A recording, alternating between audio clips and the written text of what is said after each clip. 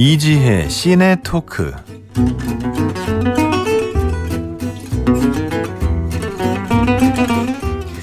금요일을 더욱 특별하게 만들어주는 시간이죠. 매주 금요일 이지혜 영화 저널리스트와 함께 키워드로 영화를 만나봅니다. 어서 오세요. 안녕하세요. 네, 콘클라베 진짜 하겠네요.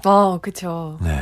너무 신기하게도 이 콘클라베라는 영화 자체가 현실의 그 바티칸 정치를 담고 있다 보니까 좀 지금 거론되는 후보들 몇몇이 영화 속에서 나왔던 그 캐릭터들과 겹쳐지는 부분이 있으면서 그런가요? 네네. 누가 될까, 그리고 되고 나서도 저분이 어떤 연유로 된 것인가에 대해서 영화를 좀 바탕으로 유추하게 되지 않을까라는 생각이 들어서 콘클라베 같은 경우에는 지금 OTT에 있었으면 정말 많은 사람들이 더 봤겠구나라는 생각도 들더라고요. 다시 봐야 되겠는데?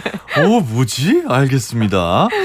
자, 이 문화시대가 이번에 개편을 하면서 여러 코너를 준비했는데 참 시간 조절하기 제일 어려운 코너가 바로 이지혜 기자님 코너예요. 이 얘기를 듣다 보면 네. 너무 빠져들어가가지고 네. 지난주에도 그 두 번째 드라마는 얼마 얘기하지도 못했잖아요. 맞아요. 너무 아쉬웠어요. 네. 자, 오늘 빨리 시작해 보겠습니다. 오늘 첫 번째로 소개해 주실 영화는? 네, 오늘 첫 번째 영화는 브리짓 존스의 일기 뉴 챕터입니다. 이게 또 나왔습니까? 네, 브리짓 존스의 일기 네 번째 시리즈고요. 네. 정말 유명한 캐릭터죠. 이름만 들어도 이미지가 떠오르는 그런 캐릭터인데 네. 오랫동안 사랑받아온 이 브리짓 존스의 일기의 새로운 작품인데 정말 오랜만에 나왔어요, 영화가. 네. 정말 오랜만에 나왔네요. 네. 이 영화가 상업적으로도 성공을 했죠. 네. 전 세계적으로 1조 원이 넘는 흥행 수익을 거쳤고요. 네. 무엇보다도 중요한 건 이 브리짓 존스라는 캐릭터가 하나의 전형이 되었다라는 점이에요. 이 원작 소설이 1996년도에 첫 출간이 됐는데요. 영화는 2001년도에 나왔어요. 그러니까 90년대 후반, 이제 2000년대 초반 이 시기에 엄마가 아닌, 그리고 누구의 연인이 아닌 여성이 독립적인 삶을 추구하는 여성이 등장을 하면서 이러한 시리즈물들이 크게 이제 브리짓 존스로 인해서 인기를 끌었거든요. 예를 들면 우리나라의 또 내 이름은 김삼순처럼 삼순이 같은 그런 드라마들도 이 브리짓 존스의 영향이고요. 그러니까 어떤 하나의 장르 카테고리, 독립 여성을 다루는 새로운 방법을 좀 개발해냈다라고 할 수 있는 그런 작품이죠. 정말 김삼순이랑 좀 비슷한 느낌이 있어요. 네네. 네, 한국판 김삼순의 일기 같기도 하고. 맞아요. 영국의 삼순이라고 볼 수 있죠. 영국의 삼순이 같기도 하고. 네. 어느 게 먼저지? 브리짓 존스가 먼저긴 먼저군요. 2001년이니까요. 네. 김삼순은 2004년이었던가? 그 정도로 네. 알고 있어요. 어쨌든 소설이 90년대에 나왔으니까요. 브리짓 존스의 얘기는. 2001년에 했는데 진짜 오랫동안 하네요. 20년 넘게. 네. 24년 만이잖아요. 네. 이제 1편이 개봉한 지. 그리고 가장 최근작인 3편인 브리짓 존스의 베이비로부터도 9년 만에 꽤 오랜 시간이 걸려서 새로운 작품이 나왔는데요. 좀 여러 가지 환경이 바뀐 부분도 있을 것 같아요. 로맨틱 코미디 장르가 최근에는 좀 부진하기도 그쵸. 하고요. 전반적으로. 또 브리짓 존스가 겨냥했던 이제 30대 여성, 30대부터 이제 40대, 지금 뉴 챕터 같은 경우는 50대 브리짓 존스가 등장을 하는데요. 이렇게 점점점 나이를 먹으면서 이 장르에 대해서 처음 브리짓 존스로 입문했던 팬들 같은 경우에도 이제 세월이 지나고 나이를 먹으면서 새로운 고민이 생기다 보니까 더 이상 브리짓 존스가 했던 연애 고민 같은 것들과는 좀 다른 결을 가지게 된 거죠. 그러면서 이제 영화도 그런 것들을 반영하다 보니까 좀 이런 오랜 시간이 걸린 것 같아요. 이 영화, 그러니까 사실 로맨틱 코미디 자체가 그냥 즐겁게 보는 영화다 이렇게 생각했었는데 이거는 네. 작품성도 상당히 인정을 받았어요. 네네. 특히 르네 자리거 같은 경우에는 이 작품으로 아카데미 시상식의 여우주연상 후보에도 올랐고요. 네. 르네 자리거라는 배우는 브리짓 존스의 일기로 유명하기도 하지만 이 배우의 연기력이나 스타성에 대해서는 이견이 없는 배우잖아요. 네. 브리짓 존스의 일기에서도 영국을 배경으로 한 영국 여성의 이야기이잖아요. 맞아요. 그래서 당연히 르네 자리거가 영국 여성이라고 생각하시는 분들이 많은데 르네 자리거는 미국 미국 출신이고요.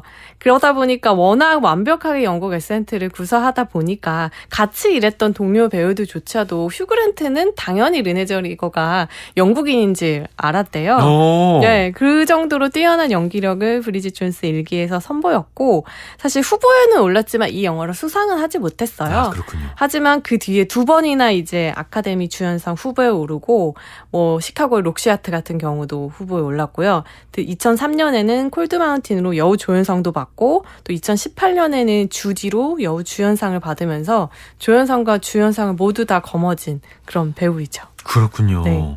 저도 이분이 네. 그 영국계나 호주계라고 생각했어요. 네네. 네. 그래서 아까 방송 들어오기 전에 찾아보다가 네. 뭐 이 사람 미국 사람이었어? 라고 네, 생각을 했습니다. 텍사스에서 네, 나고 자랐죠. 텍사스는 또 텍사스 억양이 또 심하게 저기도 다르거든요. 되게 심한데, 이 브리짓 존스의 일기에 앞서서 이제 출연했던 제리 맥가이어 같은 영화에서 보면 정말 그냥 미국인이거든요. 근데 바로 뒤이어서 출연했던 브리짓 존스를 보면 또 정말 그냥 런던어인 걸 보면 배우들의 어떤 말을 막 말하기에 바꾸네요. 대한 네.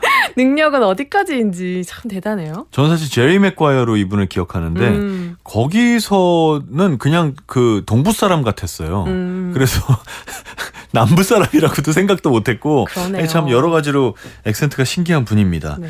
자, 이렇게 4편의 영화가 24년 동안 이어집니다. 그리고 말씀하신 대로 한 편이 나올 때마다 어떤 그 브리짓 존스가 주로 고민을 해야 되는 삶의 주제들이 바뀌어 왔어요. 네. 이제는 50대지 않습니까? 이분 저보다 나이가 위시니까. 네. 네. 이분의 50대의 고민은 뭔가요? 일단 앞서서 1편과 2편에는 조금씩 고민의 주제가 바뀌긴 하지만 어쨌든 중심에서는 연애가 있었어요.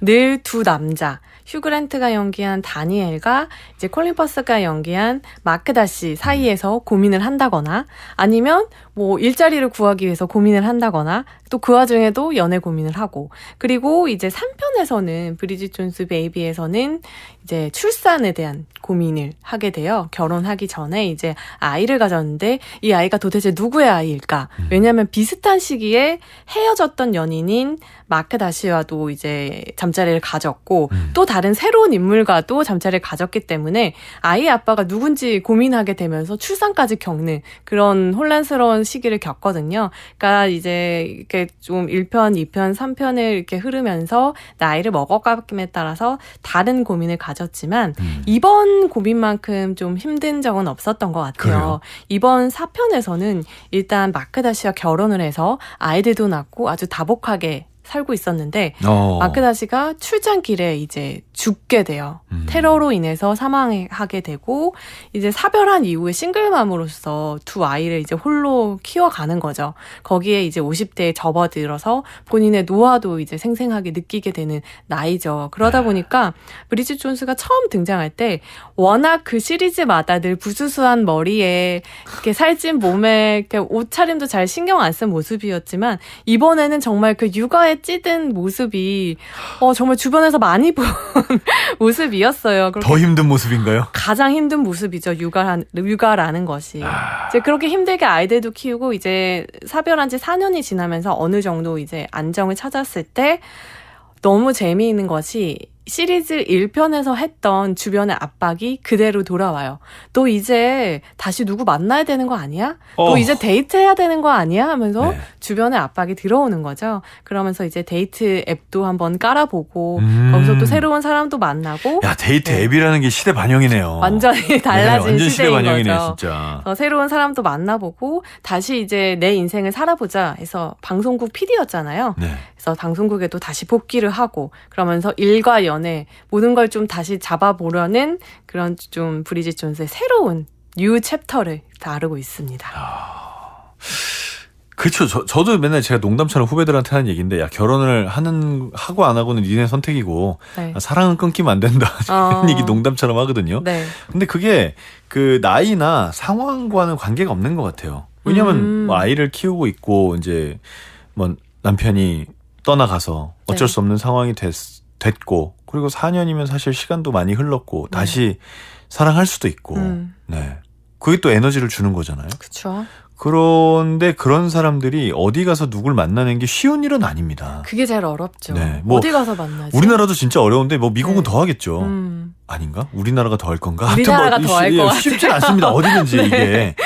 그러니까 이제 이 상황에서 누굴 만날 것인가, 어떻게 만날 것인가, 만나서 연애를 하는 과정에서도 뭐 많은 뭐 상황이 생길 테고. 그리고 특히 브리짓 같은 경우에서는 누구를 만나도 관객들을 불안하게 만들어요. 근데 데이트를 하다가 되게 멀쩡한 사람을 만나서 행복하게 데이트를 하는데도 조마조마한 거죠. 언제 또 브리짓이 무리수를 둬가지고 사람들한테 망신을 받을지 항상 그것이 되풀이되어 왔기 때문에 네. 이 시리즈를 오랫동안 지켜본 팬들은 브리짓이 굉장히 멋진 연하남을 만나는데도 정말 마음을 졸이면서 마치 물가에 내놓은 아이를 보는 듯이 이렇게 보게 되거든요. 그것 또한 좀 이 시리즈를 즐기는 재밌는 관전 포인트일 것 같습니다. 그러게요. 참 감정이입하기 쉬운 캐릭터인데 네. 그렇게 잘해주는 것도 감정이입하기 쉽게 잘 연기를 해주시는 것 같기도 해요. 그럼요. 어쨌든 여러분 많은 공감이 있을 것 같습니다. 2025년에 딱 맞는 어떤 중년 여성의 이야기지 않나 싶어요. 이 마크가 사별한 거니까 이제 콜린 퍼스는 네. 없고 네. 휴 그랜트는 등장하는지 궁금하고. 근데 네. 콜린 퍼스는 원래 그 전작에서 죽었는데 다음 작에서 살아 돌아오는 거 전문이라. 그쵸. 킹스맨도 킹스맨에서 그렇고요. 뭐 나비와 함께 살아 돌아오잖아요. 네, 여기서 갑자기 사실은 살았지롱 뭐 이럴 것 같기도 하고. 뭐 어떻습니까? 안타깝게도 브리짓 존스의 일기에서는 그렇지 못했고요. 그래요? 네. 회상 정도 아니면 브리짓의 좀 약간 판타지로서만 등장을 하고요. 더 중요한 부분은 다니엘 역의 휴 그랜트가 영화에 돌아왔다라는 점이에요. 이전 시리즈에서 좀 갑자기 사라진 캐릭터로 나왔었는데 이번에는 또 갑자기 돌아와서 이제 브리짓 존스와 좀 다른 성향의 애정을 보여줘요. 이전에는 둘이 연인이 될까 말까, 썸을 탈까 말까, 어떤 성적인 긴장감이 넘치는 그런 애정이었다라면 지금은 그렇게 세월이 20여 년이 흐르면서 계속 우정을 유지하면서 정말 뚝배기 같은 우정을 보여줍니다. 어느 정도로 우정이 깊어졌냐면 브리짓이 다른 일이 있거나 뭐 약속이 있을 때 아이들을 봐줍니다. 사실 육아를 봐준다는 거, 아이를 봐준다는 거는 정말 어려운 일이잖아요. 이게 엄마끼리 여자친구들끼리도 힘들죠. 네, 정말 힘든 일인데 여전히 바람둥이고 여전히 데이트로 바쁘지만 그 와중에도 짬을 내서 브리짓을 위해서 아이들을 봐주고 브리짓의 어떤 정서적인 버팀목이 되어주는 걸 보면서 우정이라는 거, 사람 사이에, 남녀 사이의 애정이라는 것이 시간에 따라서 여러 가지 모습으로 바뀔 수가 있구나라는 걸 이 두 사람을 보면서도 다시 한번 느낄 수가 있습니다. 좋습니다. 그럼 여기서 우리 브리짓 존스 음악 한 곡 듣고 계속 얘기 이어가겠습니다. 이거 영국 발음으로 해야 되나요? 영화 브리짓 존스 일기 뉴 챕터의 오리지널 사운드트랙 가운데 It isn't perfect, but it might be. 완벽하진 않지만 괜찮을 거야. 올리비아 딘입니다. 영화 브리짓 존스 뉴 챕터 오리지널 사운드 트랙 It isn't perfect but it might be 완벽하진 않지만 괜찮을 거야 올리비아 딘의 노래로 함께 들으셨습니다. 지훈이께서 브리짓도 나이 들고 나도 나이 들고 있구나 싶어서 괜히 코끝이 찡해지네요. 먼저 본 친구가 엄청 울다 웃다 했다고 하더라고요. 그러니까 이게 되게 공감 포인트라니까요. 쟤도 들고 나도 드는구나. 네. 같은 세대구나. 거기다 브리짓이 또 상황도 녹록치 않으니까 지켜봐 왔던 팬 입장에서는 또 더 마음이 아프고 그러니까요. 저도 마지막에 눈물이 찔끔 났거든요. 그랬어요? 네. 1521님 아이를 봐준다니 1, 2편 봤을 때는 상상도 못했네요. 그게 1, 2편의 휴 그랜트는 절대 그럴 사람이 아니죠. 네. 2827님 로맨틱 코미디다 보니 보다 보면 제가 다 부끄럽고 수치스러운 코미디 장면도 꽤 있었는데요. 이번 뉴 챕터도 대리 수치심 많이 느낄 수 있나요? 느낄 수 있습니까? 대리 수치심? 전편보다는 조금 덜한데, 그래도 여전히 대리 수치심을 좀 대비해서 가져야 할 것 같아요. 특히, 이제, 브리짓 존스가, 연애를 하게 되는 연하남이 심지어 20대거든요. 많이 차이 나는군요. 네, 그렇기 때문에 어떤 그런 세대 차이에서 오는 또 좀 젊어 보이려는 브리짓의 어떤 노력들이 나로 하여금 좀 스스로를 되돌아보게 만드는 그런 수치심을 좀 줍니다. 설마 배꼽티 막 이런 거 있습니까? 거기까지는 가지 않지만 그래요? 보시면 여성분들이라면 브리짓 정말 어려 보이려고 애썼구나를 느끼실 수 있을 거예요. 이거 왠지 여자분들끼리 가서 보면 더 재밌을 것 같기도 해요. 네, 정말 깔깔깔 웃으면서 보다가 마지막에는 이제 뜨거운 눈물을 흘리게 되거든요. 왜냐면 이 나이대가 50대이고 또 이제 남편과도 사별을 했지만 브리짓의 경우에는 이제 부모님들도 이제 연로하신 나이잖아요. 그러다 보니까 아버지와도 이별을 하게 되거든요. 그러니까 이별을 많이 겪게 되는 나이대에서 그 상실감을 내가 어떻게 소화해내고 다시 극복해서 앞으로 나아갈 것인가를 브리짓 존스를 통해서 보게 되거든요. 그러다 보니까 그 시기가 아직 오지 않았더라도 누구에게나 오는 그런 상실이잖아요. 그것들이 굉장히 크게 공감을 사게 되죠. 그 또 하나 여쭤볼게. 네. 1, 2, 3편 안 봐도 이거 봐도 됩니까? 네네. 보지 않아도, 뭐 누구나 보편적으로 공감할 수 있는 주제들이 있기 때문에, 뭐, 연애도 그렇고, 브리짓의 경우에는 경력이 단절됐다가 다시 일을 시작하게 되거든요. 그리고 또 아이들을 보는 문제에 있어서는, 육아에 있어서는, 현재 육아를 하고 있는 분들에게도 또 공감이 되는 요소들이 있을 테니까, 여러 가지 다양한 계층에서 좀 공감할 수 있는 요소들이 이게 넓게 펼쳐져 있다 보니까, 어떤 분들이 봐도 하나는 분명히 통하는 것이 있으리라 그렇게 예상이 됩니다. 하나쯤은 걸릴 것이다. 네. 좋습니다. 네. 자, 그러면 이번에는 이 브리짓 존스의 일기 뉴 챕터에서 뽑은 키워드로 두 번째 영화를 볼 시간인데 오늘은 이제 두 번째 영화도 좀 얘기 좀 충분히 하려고 빨리 넘어갑니다. 네. 뭡니까? 이제 브리짓 존스의 일기 같은 경우에는 30대부터 50대 의 여성이 이제 살면서 겪는 여러 가지 문제들을 다뤘다라면 이번에 제가 소개해드릴 대도시의 사랑법은 20대에 집중이 되어 있어요. 우리가 30대의 브리짓이 너무 우울하다, 나 30대 됐어 울면서 아이스크림을 막 퍼먹으면서 노래를 부르거든요. 그러니까 그 나이가 너무 우울하다라는 나이가 들었는데 그렇다면 그 전에 더 젊었던 20대는 어땠냐라고 생각해보면 20대는 정말로 카오스 그 자체죠. 혼돈 그 자체였는데 그 시기를 담아낸 영화로서 제가 가지고 왔고요. 이 대도시의 사랑법 같은 경우는 이제 8부작 드라마로도 같이 방영이 됐고요. 네. 네, 이 영화 같은 경우에는 이 13년에 걸친 이제 두 남녀의 우정을 중심으로 이제 다루고 있어요. 박상영 작가의 동명의 단편집이죠. 대도시의 사랑법 중에서 중편 제1을 원작으로 하고 있습니다. 줄거리를 살짝 좀 들려주시죠. 네, 이제 두 남녀 흥수와 제희가 대학에서 만나요.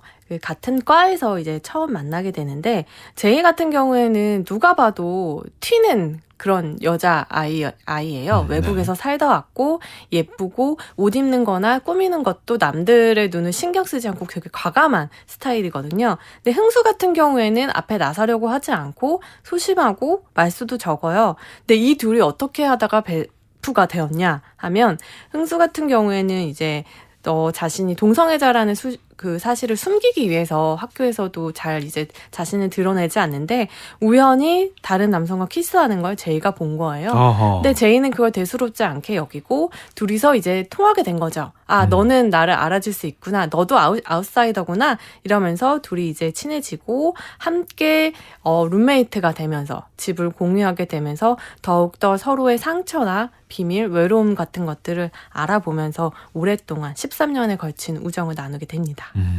13년에 걸친. 네.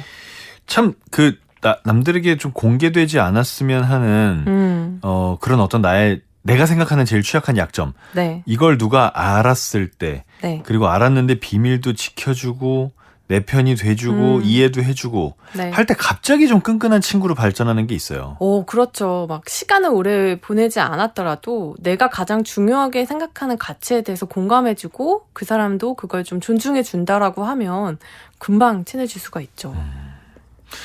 이 작품을 만든 감독 이현희 감독이죠. 네. 이현희 감독이 한 인터뷰에서 이런 얘기를 했다고 합니다. 나를 이해해주고 믿어주는 사람이 있다면 인생을 더 풍부하고 아름답게 볼 수 있지 않을까? 이 영화는 그런 나의 로망을 담은 영화다.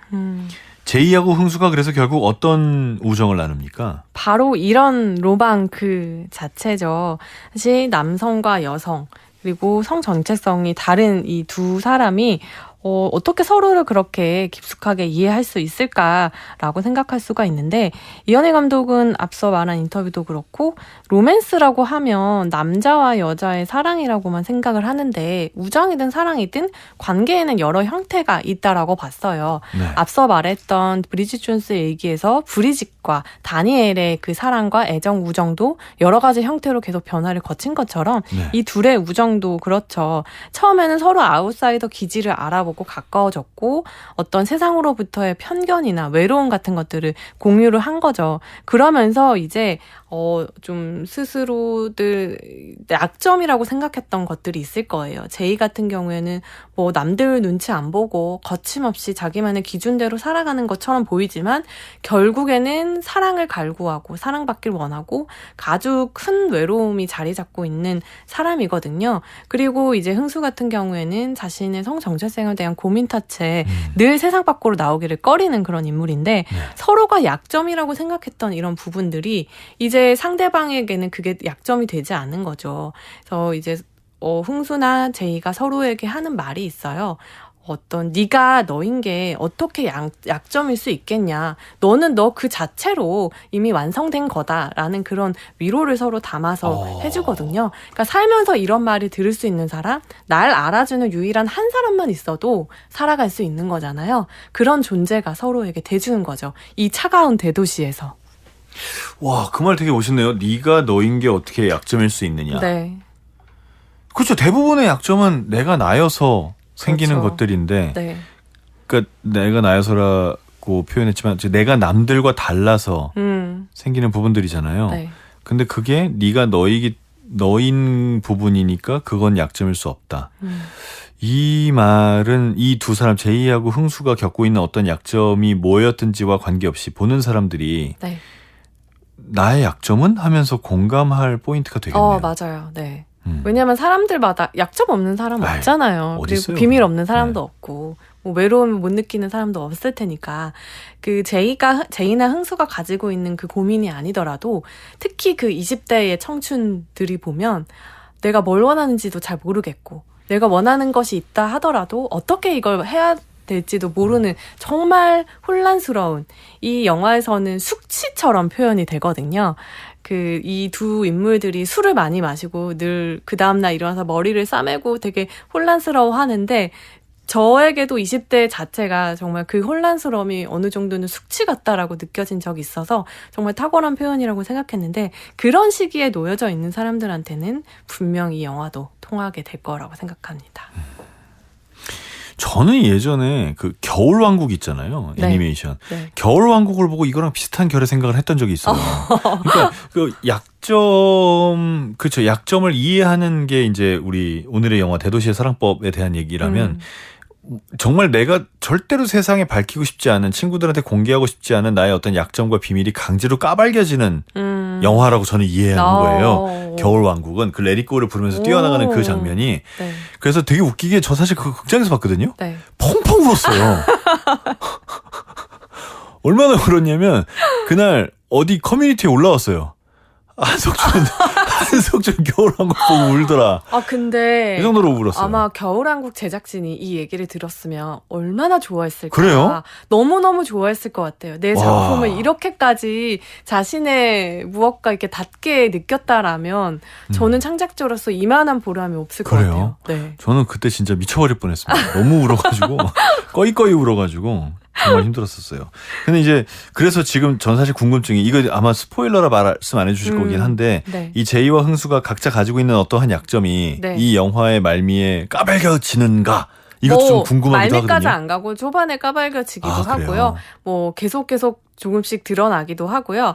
이 대도시라는 곳이 사실 익명성이 보장이 되지만 또 하나하나의 삶을 들여다보면 그렇지도 않잖아요. 예를 들어서 흥수가 이제 동성애자라는 것이 밝혀지면 흥수 입장에서는 앞으로 뭐 직업을 구한다던가 어떤 다른 사람들과의 관계라던가 이런 것에서 굉장히 편견에 쌓인 사람들에게는 손가락질 받을 만한 약점이잖아요. 사실상 약점이 아니지만 그렇기 때문에 영화 안에서 그 부분도 다루고 있고 또 이 영화가 굉장히 좀 저는 좋았던 부분은 원작 원작 소설에서보다 이 제이라는 여성에 대해서 조금 더 입체적으로, 조금 더 현실적으로 그렸다라는 점이에요. 이 원작 소설에서는 아무래도 화자가 흥수이다 보니까 화자 위주로 이제 진행이 되는데, 여기에서는 여성 관객들이 좀 더 몰입할 수 있는 사연이 부여가 돼요. 제이 같은 경우에는 학교 내에서 미친 X로 불릴 정도로 그렇게 유명한 여성인데, 사회에서 겪는 어려움에서는 역시 자유롭지가 못해요. 뭐 직장 내에서 겪는 성차별이라든지 데이트 폭력처럼 현재 한국에서 살아가는 여성들이라면 누구나 공감할 수 있는 고민들을 역시 하고 있거든요. 그런 면에서 브리짓 존스에게 저 멀리 런던에 떨어져 있는 여성이지만 한국의 여성들이 공감했던 것처럼 제이에게는 더 깊숙하게 공감할 수 있는 거죠. 그러겠네요. 네. 정말 그렇게 되겠습니다. 0012님, 영화를 좋아하지만 볼 기회가 많지 않은데 늘 좋은 영화 소개 감사드립니다. 나단715님, 이지혜님의 해설만으로도 눈물이 날 것 같네요. 치열한 대도시에서 나를 알아주는 누군가를 만난다는 게 정말 가슴 따뜻해질 것 같습니다. 파란 하늘님, 볼거리 리스트를 채워주는 이 시간입니다. 저는 제목이 왜 대도시의 사랑법인가 했는데 네. 대도시가 익명이지만 익명이 아닌 그 부분을 네. 좀 강조를 하고 싶었군요. 그리고 대도시는 차갑잖아요, 사람들한테. 내 한 몸 늘 공간 찾기가 너무 어렵고, 그러려면 정말 밤부터 아침까지 꼬박 일을 해야지 겨우 이제 방 한 칸을 마련할 수 있는 청춘들인데, 그 사람들이 그렇다라면 결국 어디에 마음을 붙여야 할까? 대도시에 결국 곁에 있는 사람이라는 걸 보여주거든요. 그런 면에서는 지금 뭐 대부분의 사람들이 도시에 살고 있는 이 상황에서는 어떤 관객이라도 사실 공감할 수가 있게 되죠. 알겠습니다. 자, 이렇게 해서 오늘 두 영화를 함께 만나봤습니다. 이지의 시네토크, 다음 주 이 시간에 다시 인사드리겠습니다. 오늘 말씀 고맙습니다. 네, 감사합니다.